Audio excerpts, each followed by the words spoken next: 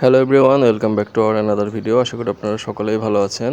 নবম জাতীয় pay scale কবে নাগাদ অনুষ্ঠিত হতে পারে এবং কবে নাগাদ সরকারি চাকরিজীবীদের এই নবম জাতীয় পে স্কেলের বেতন যুক্ত হবে তাদের মূল বেতনের সাথে?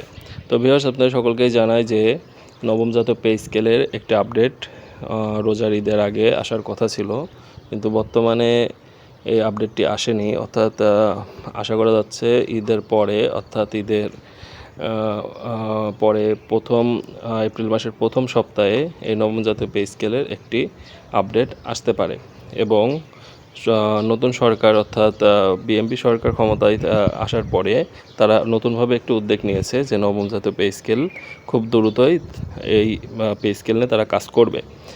এবং আপনাদেরকে একটা আপডেট দিই, সেটি হচ্ছে যে নবম জাতীয় পে স্কেলে সর্বনিম্ন বেতন হবে 20তম গ্রেডের 30,000 টাকা এবং সর্বোচ্চ বেতন 1,60,000 টাকা হবে।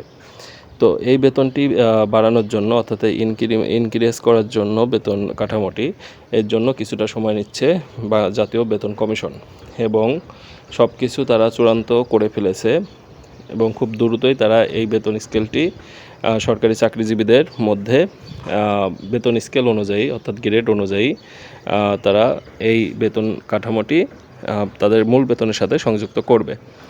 তো বর্তমানে ঈদের পরে এখন এই আপডেটটি আছে, সর্বশেষ আপডেট। ঈদের পরে এপ্রিল মাসের প্রথম সপ্তাহে নবম জাতীয় পে স্কেল নিয়ে তারা কাজ করবে এবং খুব দ্রুতই এটি ধার্য করা হবে প্রত্যেকটি সরকারি চাকরিজীবীদের জন্য। তো যারা এতদিন অপেক্ষা করেছেন নবম জাতীয় পে স্কেল কবে হবে, তাদের জন্য মূলত এই আপডেটটি। এবং নির্বাচনের পরেই এই বেতন স্কেলটি আপডেট হওয়ার কথা ছিল। তো সুতরাং নির্বাচন যেহেতু হয়ে গিয়েছে, এখন তারা খুব দ্রুতই এই নবম জাতীয় পে স্কেলটি খুব দ্রুতই তারা কার্যকর করে দেবে।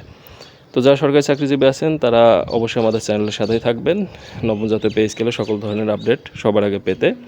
তো সকলকে অসংখ্য ধন্যবাদ এতক্ষণ আমাদের সাথে থাকার জন্য। এবং যারা আমাদের চ্যানেলে নতুন দর্শক আছেন, সরকারি চাকরিজীবী এবং চাকরি রিলেটেড খবরাখবর সবার আগে পেতে অবশ্যই আমাদের চ্যানেলটি সাবস্ক্রাইব করবেন। সকলকে অসংখ্য ধন্যবাদ এতক্ষণ আমাদের সাথে থাকার জন্য।